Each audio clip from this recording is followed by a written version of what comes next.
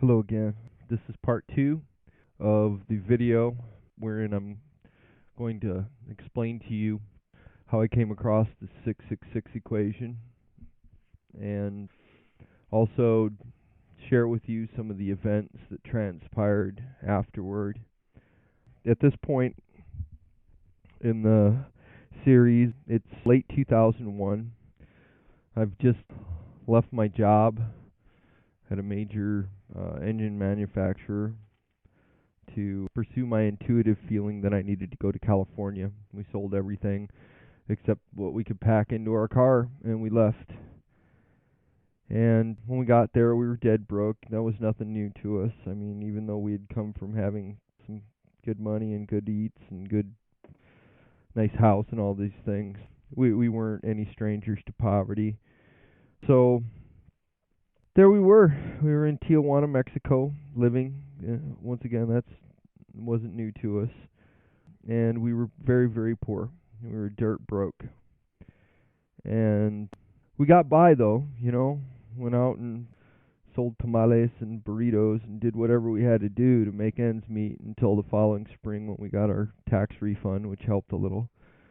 But all during this time, I'm really starting to embrace this intuition thing, this getting in touch with my intuitive guidance. It was new to me. It was like when I first discovered history or certain aspects of science, or when I had first discovered programming and logic. They were new to me. They were exciting. It was new knowledge, and so I embraced it. I mean, I was an eager student of this. So I kind of followed it. I just kind of went with it because I was just really excited to see what was going to happen next and what I was going to learn next from this. Well, it wasn't long before I had the vision. I don't know if I've gotten it. I guess I haven't this video. I had been starting to have these visions, and they weren't like visions with your eyes. I didn't see them. I felt them. They were almost invariably of sort of a future nature, and although they weren't necessarily proved out, I felt very much like they were real feelings about things to come, and so I didn't necessarily treat them that way, but I kept an open mind, and I watched out for signs that perhaps I'd felt something that was an indication of something that was going to happen, that they were precognitive in nature.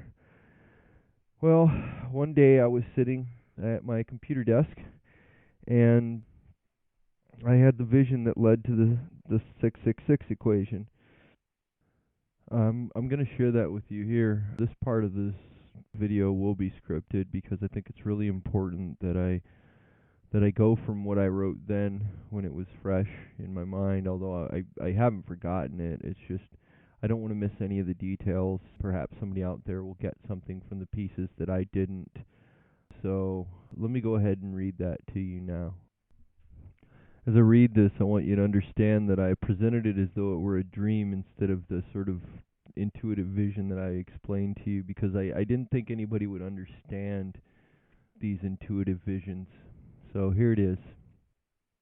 Hello, my name is Roger Dafremen, and I'm a fairly normal guy who's been having some rather abnormal feelings, dreams, and ideas pop into my head, along with some other equally strange stuff. I don't normally have religious dreams. Astrology, yes. Programming, yes. Religion, no.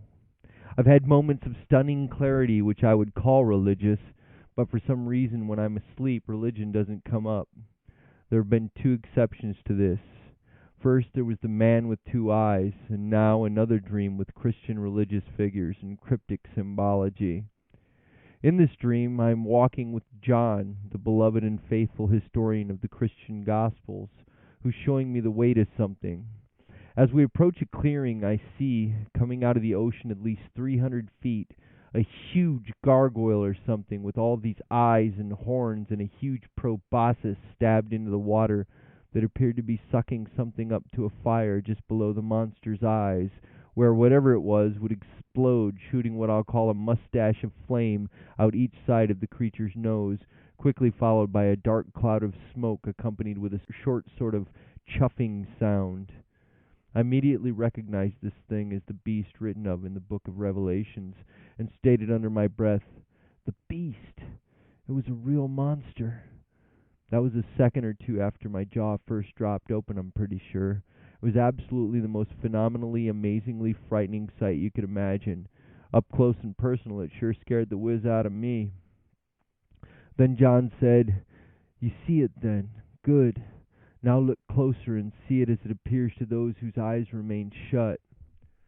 So I took a closer look and saw that it wasn't a monster at all, but a giant machine with a huge tube coming from its underside that disappeared into the sea. There was a lot of smoke and noise and a really unpleasant odor.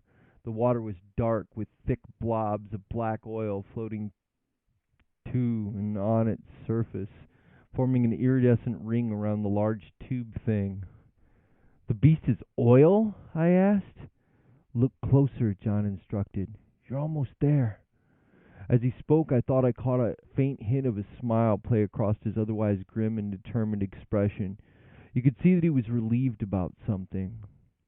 "Do you see it there?" he asked. I didn't see anything, just a big oil rig type drilling burning machine and a bunch of people hurrying here and there, barely visible except for their bright yellow hard hats. "I can't see it. What am I looking for?" "The hands," came his answer. "Look at the hands." I looked more closely. There was a group of workers toward the bottom of the rig doing some sort of repairs or something on the right front leg. I looked even closer. I'm not sure how exactly. It was sort of an insta-zoom thing. I saw that their hands had numbers on them. More specifically, the finger part of their hands. Each worker had the digits 0 through 9 tattooed on their fingers between the first two knuckles. "There!" John whispered as he pointed to one of the workers, and that's when I saw it. I'm not sure why the image was burned so clearly in my mind. It wasn't much, just the way the worker had put his hands together to push a beam in place. His right hand was placed over his left, with the fingers woven so that the thumb and pinky of the right hand clasped the left palm on opposite sides, with the pinky down in the crook formed by the thumb of his left hand. All of the fingers of that hand, the left, were extended so that the tattooed digits, no pun intended, on his fingers appeared to fall into 4 rows or groups. The top row consisted of the pinky through index fingers of his left hand. These were numbered 0 through 3. Then came the second row, which was slightly lower and contained the index through ring finger of the right hand, numbered 4 through 6. The third row consisted of the pinky of the right hand, which was covered at the second knuckle by the thumb of the left hand. These two were numbered 7 and 8, respectively. Finally, the thumb of the right hand made up the bottom row, and its number was 9. "Do you see it?" repeated John. I didn't know what it meant, but I had seen something. I turned to explain this to John, but he wasn't there. Instead, there was a guy who looked to be a rig worker. He had his arms extended toward me, holding a yellow hard hat. "Come on, man, let's get back to work. We got to get it all out before they find out what it is and stop burning it." I woke up screaming and pushing at the air in front of me. As soon as I found a pen, I wrote the numbers down as a memory cue to help me remember the way that the workers' hands had been clasped. This is what I wrote, minus the underscores. When I woke up later this morning, I looked at what I had scribbled, pondering the meaning, if there was any, of that very strange dream. I'm not sure why, but I felt like straightening the rows out. So I wrote this. You can probably see that it wasn't a huge leap of curiosity that led me to add the numbers together. Again, my jaw dropped. This time I wasn't dreaming. The total was 666.